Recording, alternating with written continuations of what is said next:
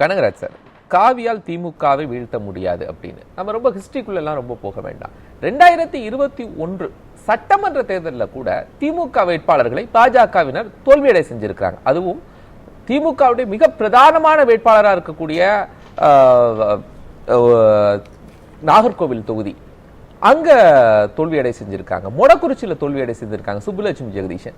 இதெல்லாம் பாஜகவுடைய வெற்றி இல்லையா?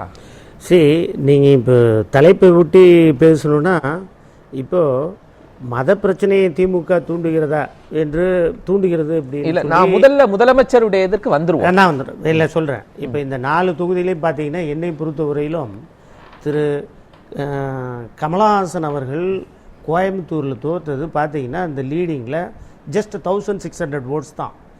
இப்போது அங்கே ஓட்டு பிஜேபிக்கு ஓட்டு போடுற அளவுக்கு ஒரு செக்ஷன் ஆஃப் பீப்புள் புலம்பெயர்ந்து வந்து வாக்களித்தார்கள் என்பது அனைவரும் அறிந்தது. இதை நம்ம புலம்பெயர்ந்தவர்களுக்காக நாம் வாக்குரிமையை கொடுத்துவிட்டு இன்றைக்கு தமிழர்களுடைய கலாச்சாரத்தை அடையாளத்தை மறைக்கின்ற ஒரு விதமாக இருக்குமோ என்ற அச்சம். திமுக பெற்ற வாக்குகள் எவ்வளவு? நீங்க கமலஹாசன் பெற்ற வாக்குகளும் வானதி பெற்ற வாக்குகளும் திமுக எவ்வளவு வாக்குகள்? திமுகவை 3வது இடத்திற்கு தள்ளியது பாஜக தானே? ஆமாங்க, அதை தான் சொல்றேன். இப்ப என்ன காரணம்? அது காரணம் என்னன்றா, இப்ப அங்க வந்து தமிழர்கள் நாம் வாக்களிக்கவில்லை. நம் நாட்டில் தமிழ்நாட்டில் வாழுகின்ற புலம்பெயர்ந்த மக்கள் வந்து வாக்களித்திருக்கிறார்கள். மொடக்குறிச்சியில இல்ல, நான் சொல்றேன், அவங்களுடைய பாப்புலேஷன் வந்து இப்ப இன்னைக்கு 80 லட்சம் தொற்றுச்சு தமிழ்நாட்டில். இன்னைக்கு புதிய வாக்காளர்கள் அவங்க இருக்கிறாங்க. நான் என்ன சொல்றேன்னா, அவங்களை இங்க வாக்கு செலுத்த வேண்டாம் என்று நான் கூறவில்லை. இப்ப அவங்கள பொறுத்தவரையிலும் அதிமுகவையோ அல்லது திமுகவையோ காங்கிரஸையோ அல்லது விசிகாவையோ மற்ற பிரதான கட்சிகளை தெரியாது, அவர்கள் கொள்கைகளை தெரியாது. ஆகவே அந்த அடையாளங்களை அவர்கள் தெரியாமல் இருப்பதனால் நமக்கு ஒரு செட்பேக் இருக்கு. அதனால பிஜேபி இங்க வந்து காலு ஊன்ற ஒரு பிளாட்ஃபார்ம் கொடுத்துட்டாங்கன்னு ஒரு நரேட்டிவ் இருக்கு. அந்த ஒரு நரேட்டிவ் இருக்கு. ஊன்றி விட்டது, ஓரளவுக்கு ஊன்றி விட்டது. ஆனா ஊன்ற முடியாது, வீழ்த்த முடியாது அப்படின்னு திரும்ப திரும்ப திரு ஸ்டாலின் சொல்றாரு. அவருடைய வேட்பாளர்கள் அமைச்சராக இருந்த சுப்புலட்சுமி ஜெகதீஷனை தோல்வியடை செய்றாங்க, அமைச்சராக இருந்த சுரேஷ் ராஜனை தோல்வியடை செய்றாங்க பாஜக வேட்பாளர். இப்ப என்ன சொல்றாங்க, நீங்க எல்லாம் இந்த ஜனநாயக நாடு, இந்த ஜனநாயக நாட்டில் யார் வேணாலும் எந்த கட்சி வேணாலும் எங்க வேணாலும் போட்டு எல்லாம் வீழ்த்திட்டாங்கல்ல. ஒரு நிமிஷம், நீங்க சொல்றது கேட்கறது என்னன்னு புரியுது. நான் ஒரே நிமிஷம் சொல்லி முடிச்சிடறேன் பாருங்க. சரி, இந்த ஜனநாயக நாட்டில் யார் வேணாலும் எந்த கட்சி வேணாலும் ஆட்சிக்கு வரலாம், தவறு ஒன்றும் இல்லை. நான் இப்ப என்ன சொல்றேன்னா, பிஜேபி ஏன் அப்போஸ் பண்றோம் அப்படின்னா, மதவாதம்னு ஏன் அவங்கள மட்டும் நாங்க சொல்றோம்னா, நீங்க எடுத்துக்கங்க, காந்தியை சுட்டது இந்த RSS கொள்கை பின்புலம் என்ன, காந்தியின் மோட்டிவ் என்ன, அவர் கோட்சே அவர்கள் சொன்ன மோட்டிவ் என்ன சொன்னார்னா, எங்களை பொறுத்தவரையிலும் முஸ்லீம் சாஃப்ட்னஸ் இருக்கு, காந்தி கிட்ட இருந்தது. பார்ட்டிஷன் வேண்டாம் காந்தி கிட்ட இருந்தது, அதனால நான் கொலை பண்ணோன்னு வெளிப்படையாக அவருடைய ஸ்டேட்மெண்ட்ல அவருடைய இதுலயே சொல்லியிருக்காரு. இப்ப நம்ம அப்படியே வருவோம். அதை தோன்றி வந்தது தான் பிஜேபி வந்த பிறகு என்ன நடந்தது இந்தியாவில்? பாபர் மசூதி இடிப்பு சம்பவம் வந்தது, ரத யாத்திரை வந்தது. அதன் பிறகு நீங்க இப்ப அதன் தொடர்ச்சியாக இன்றைக்கு மத்திய மைனாரிட்டி பாஜக பாரத பிரதமர் அவர்கள் கோத்ரா இஷ்யூ குஜராத்தில் முதலமைச்சராக இருக்கும் போது 1000 பேர் கொல்லப்பட்டனர் 2002. எல்லாருக்கும் தெரியும் கோத்ரா இஷ்யூ. அதை தொடர்ந்து இன்றைக்கு மணிப்பூர்ல நடந்தது. அதே போல ஒவ்வொரு மாநிலத்திலையும் நடக்குது. இப்ப அடுத்தது தமிழ்நாட்டுக்கு வந்திருக்காங்க. தமிழ்நாட்டில் வந்து நாங்க பிஜேபி ஏன் மதவாத கட்சின்னு சொல்றோம்? முருகர் வழிபாடு, முருகர் மாநாடு நடத்துறாங்க. அங்க போய் சிக்கந்தர் இது மலை ஆயிடுச்சு அப்படின்னு ஒரு பிரச்சனைக்கு கோத்ரா எந்த வருஷம் நடந்துச்சு? தெரிஞ்சு கோத்ரா எந்த வருஷம் நடந்துச்சு? நான் என்ன சொல்ல வரேன்னா, இல்ல அப்போ திமுகவுடைய நிலைப்பாட்டை நம்ம இங்க பேசணும்ல.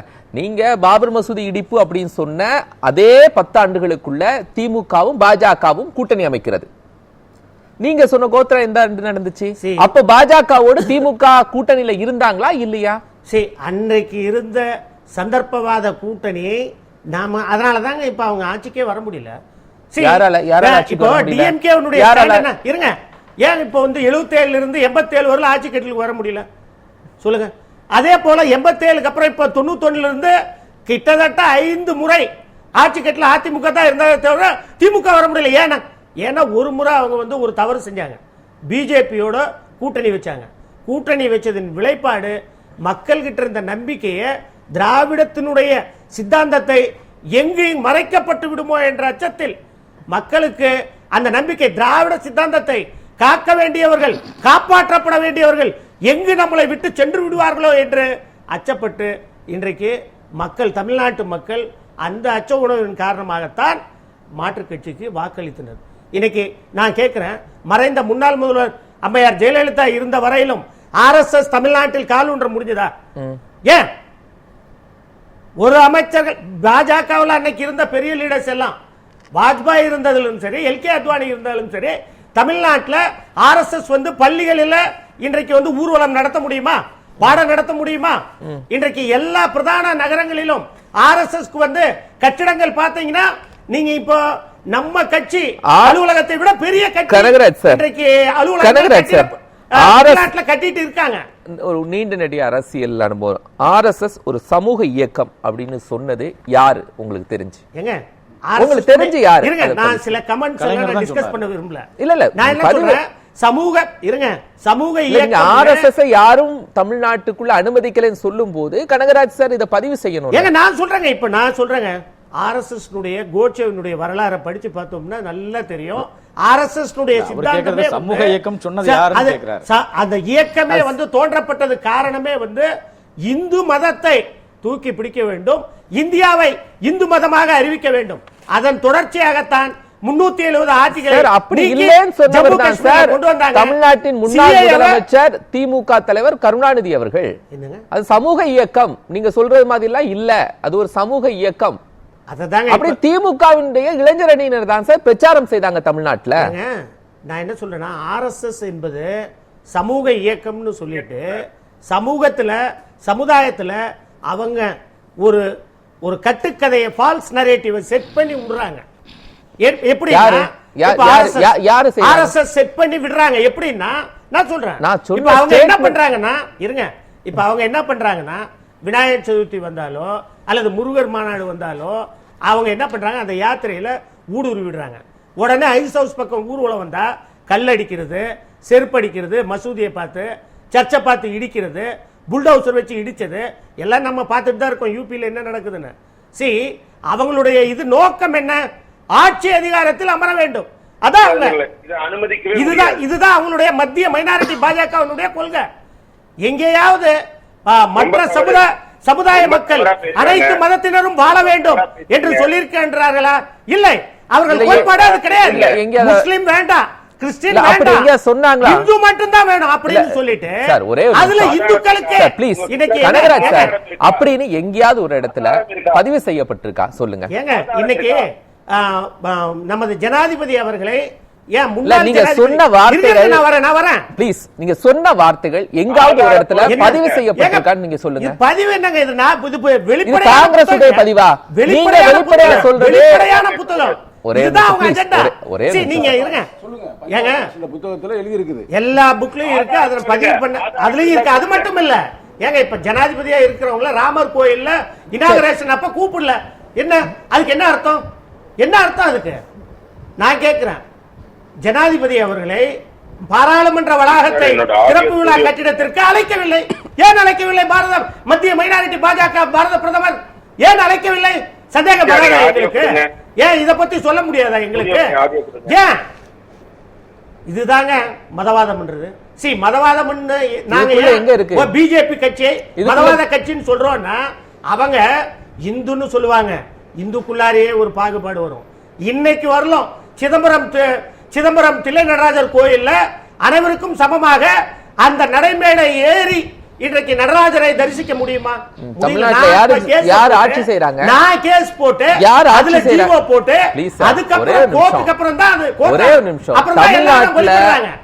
தமிழ்நாட்டுல யார் ஆட்சி செய்றாங்க? HRNC யார் கண்ட்ரோல்? HRNC தான் அங்க இல்லையே, தீட்சிதர்கள் கண்ட்ரோல் தானே இருக்கு. பொது தீட்சிதர் கண்ட்ரோல் தானே இருக்கு. யார் ஆட்சி செய்றாங்க? எங்க ஆட்சி வெளியில இருக்கலாம், ஆனா சிதம்பரம் தில்லை நடராஜர் கோயிலை ஆட்சி செய்வது தீட்சிதர்கள் தான். ஏன் அரசால எதுவும் நடவடிக்கை? ஆமா, உச்சநீதிமன்றம் வரையிலும் போய் நீதிமன்றத்துல இருக்கிற விஷயம், அது நீதிமன்றத்துல இருக்கிற விஷயம். என்ன நீதிமன்றத்துல இருந்த விஷயம் தான். நான் இப்ப என்ன சொல்ல வரேன், அன்னைக்கு நயினார் அன்னைக்கு நீங்க நந்தனா இருக்க இதுல காங்கிரஸ் நிலைப்பாடு சொல்லுங்க அதுதான் ப்ளீஸ். ஒரே ஒரு நிமிஷம் நான் சொல்றேங்க. காங்கிரஸ் பிஜேபியினுடைய ஒரே ஒரு நிமிஷம் சார். காங்கிரஸ்ல நிலைப்பாடு இதுல என்ன?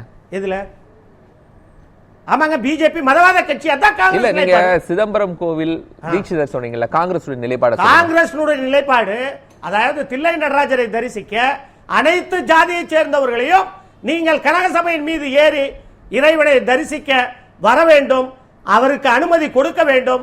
அதுதான் காங்கிரஸ் நிலைப்பாடு. இப்ப தடை பண்ணி வச்சிருக்காங்களா? ஏங்க நிறுத்தி வச்சிருந்தாங்க. அதை நான் கேஸ் போட்டு பொதுநல வழக்கு போட்டு நான் ஆர்டர் வாங்கி எல்லாரையும் அனுப்பிட்டு இருக்கோம்.